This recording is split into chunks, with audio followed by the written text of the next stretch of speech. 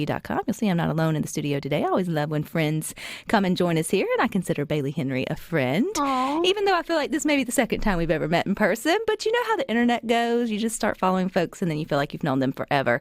But she's an author and podcaster, and she shines a bright light, I will say that, and a much-needed light on the topic of infertility. And this week actually starts National Infertility Awareness Week. And even though it's a tough topic, I feel like, Bailey, you handle it with humor and real-life sort of fun, if you can say that makes it easier for other people to start having the conversation. And I think that's what we're going to do today, is at least try to raise awareness and have that conversation. So welcome. Thank you for having me. It's good to have you back. A lot has happened since the last time we met. Your book, Having a Baby and Other Things I'm Bad At, short stories about living with infertility, sort of blossomed and took off. Really connected with a lot of women and families.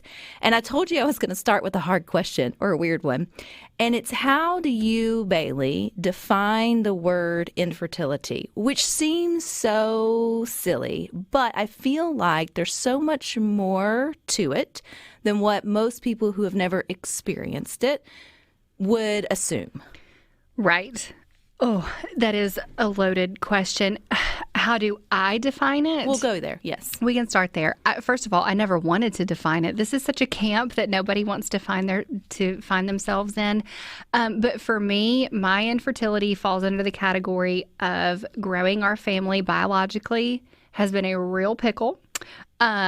I can get pregnant very easily. I just cannot sustain the pregnancies. But if you look at the studies and talk to a doctor, infertility starts where a couple consistently tries to have a child for a year and nothing happens. And then you're in that camp. Mm-hmm. And more people are in that camp than people realize. Correct.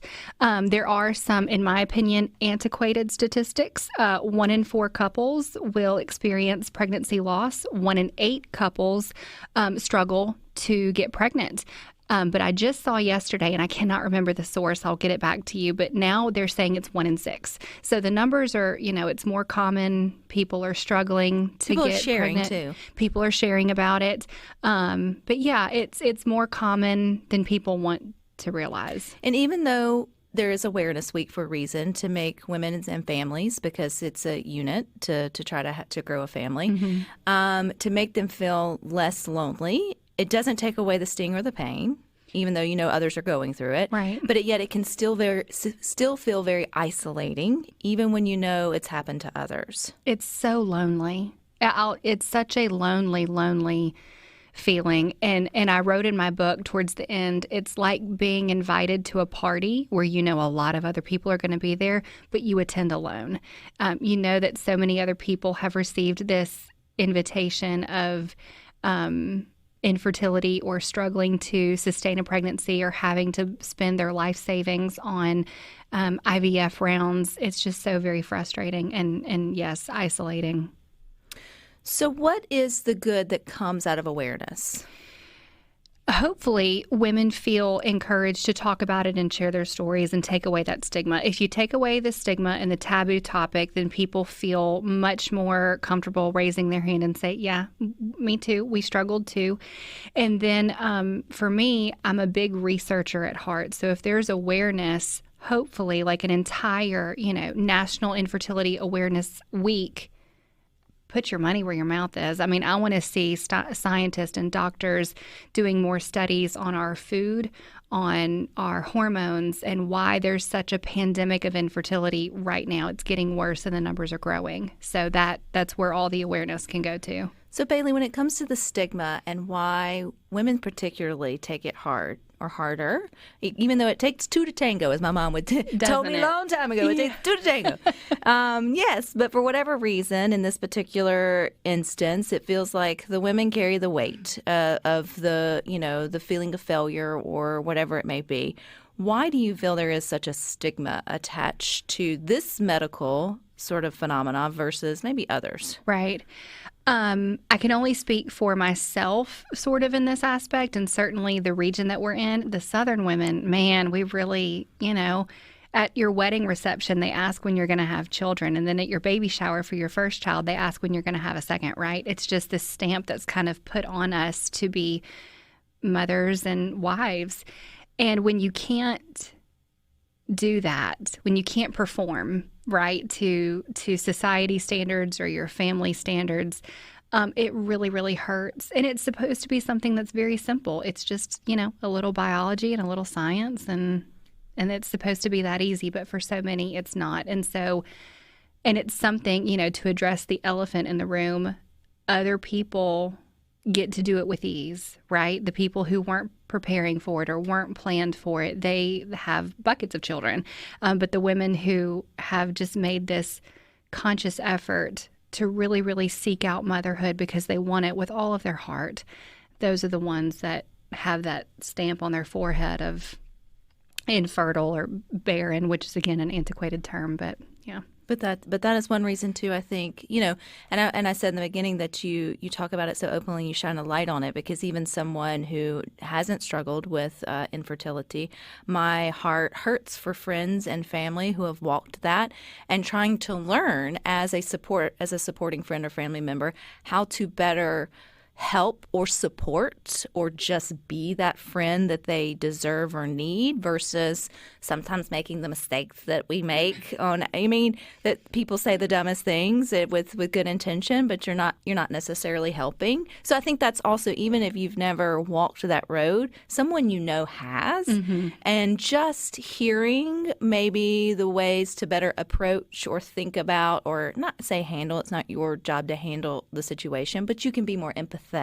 in your choice of words or your actions after a friend or heard of a friend who has suffered from a miscarriage, or maybe a couple who hadn't had a baby yet after marriage, before you just pop in the "when you gonna start having kids" question. Yeah, there's so much grace that could be, spread all around this situation, because people, I'll tell you, in the older generation, they don't mean any harm. They're just asking. It's very bizarre to them to see a woman in their, early to mid 30s, a good marriage, and they're in their early to mid 30s and they don't have kids yet. That is just like shocking to them. And, as far as everyone else, just being there in acts of service for a couple. If they've suffered a loss, I can remember after our last miscarriage, my husband was like, "Man, I just really would love for somebody to come mow the grass for us." Like I'm on the couch, I'm recovering from surgery, and it's just the tangible acts of services are so helpful. And then just approaching every topic with grace of, should I ask or shouldn't I ask? And always having that the comma, but it's okay if you can't, or and the people who throw out adoption immediately or IVF immediately, or old wives' tales to help. They mean it with the best of intentions, but I have eaten more sweet potatoes than I can ever stomach, and that hasn't helped yet. So. Still don't want to scratch your head, whatever it may be. Yeah, I understand that. And I think, that's good for those of us to hear, of sometimes the best thing to say is you don't know what to say, and that you're just there. Yep. Right? Because it's better than to brush something up, because again, it's just that awkwardness. And I think that's what's so good about having these conversations, is if you feel convicted, then just not think about it sort of the next time. And if you're close enough friend to someone you may have said the wrong thing, I don't think there's anything wrong going back and saying, "I eat crow. I am so sorry. Yeah. Didn't recognize, in that way. How can I better support you, moving forward?" And that will just let them feel seen. Yeah. And sort of heard in that way. And I know everybody's story is definitely different on the road for infertility. There's still many who are still grappling with it, who don't like to share with it. And I feel like in every tough topic of life, you just have those that have the courage to maybe stand up and share their story or feel compelled. And Bailey, you definitely did that when you chose to write your book, Having a Baby and Other Things I'm Bad About, Short Stories About Living Life with Infertility. We'll continue with Bailey coming up to TV.com. We'll continue our conversation with author Bailey Henry as we, can you say, celebrate the fact that it's National Infertility Awareness Week? I don't know if celebrate's the right word, but raise awareness to the fact. See, talk about, look, stick foot in mouth. But I think you are one of the perfect people to sort of get out about Share Your Story. Obviously, you wrote a cheeky titled book about it because it is such an eggshell topic, and it needs to be addressed with love and kindness and sometimes a little bit of humor. So you are open in your book about your journey and what you sort of went through. And at the end of it, what came out of that is you helping women specifically with the miscarriage guide. Mm-hmm. What was missing in your healthcare piece of it, experience, should I say, that you felt like other women deserved to have? Oh, everything. That's such a good question. I figured this out the hard way. It took 6 miscarriages and a lot of life experience to realize that when you go and buy a car, you get more literature on your new vehicle purchase. You get more handouts when you adopt a puppy. When you go to the spa and get, a facial or Botox, you get more information about all of that stuff. But when you lose a baby in a pregnancy, they send you home with nothing. You get no handouts, no advice, no follow-up, no nothing. And that really got under my skin. And so I just decided to change it. And so after my 6th miscarriage, I wrote something called the Miscarriage Guide, and it's just a 5x7 postcard with very simple information and instructions on it for women to take home. Hopefully, if their doctor agrees to carry it in office, they can take it home, read it. It will lead them to my website, and it's just truly something for them to hold, because I don't know, there's something about leaving empty-handed and you're physically empty as well. That was important to hold on to. You have also wrapped up, I know I would say it may not have won awards, but it should have, but it got very popular.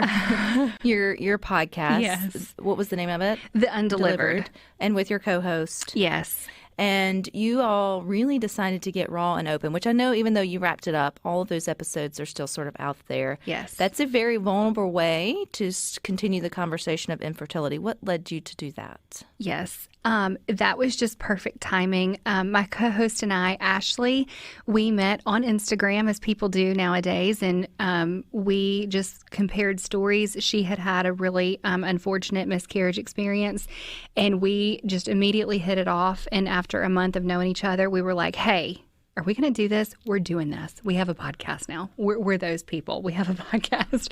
And so it's still on Spotify and Apple Podcast. We did not win an award, but we were nationally ranked. Thank you. That is basically an award. Basically. Okay. We were nationally ranked at one time for top 50 best American podcast. And we just kept the conversation going, and we interviewed fantastic women, and we shared stories, our own and other women's stories about infertility and womanhood. In season 3, we kind of tapered off a little bit into other topics that surround being a wife and a mom. But yeah, we're really proud of that. You've also taken this platform and branched out into hosting events for women to gather and share. Yes. Well, tell us about that. And then, you would be surprised, or I guess I'm surprised because it's a sensitive topic, that so many women are coming out to be so vulnerable in a public way. Right. But there's obviously a need for it. Yeah. I think that there's a need. There's certainly, Rebecca, in everything that I've done, I'm just trying to be the person that I desperately needed in October of 2017 when I had my first loss. So, yes, I host an event, the podcast, the Miscarriage Guide, my social media platforms. I'm just trying to be the person that I would have clung to back when I had my first miscarriage. So when's your next event? So Saturday, May 13th at 1:30 p.m. It's called the Bloom and Grow, and this will be our second meeting. We did this for the first time last May, and it's just a good day. It's just a good afternoon for women to come. It's at the chapel at Livingston in Flora, and it's a free event, and we have 3 guest speakers who I'm so excited about, and they're all sharing their testimonies on infertility and womanhood and foster care and how God has led their businesses. And it's going to be a great day. I'm very excited. And that was just put on my heart because I thought with each thing that I do, I'm like, can we do more? We can do more. What else can we accomplish? With the topic of infertility, there's so much sorrow, and it is a topic of hopelessness and some or despair. But there also seems to be, through the stories of the women's stories that you share through your platforms that have come forward, and I follow and know some of them, there always seems to be a little bit of glimmer of hope, which has to be a God thing, right? Mm-hmm.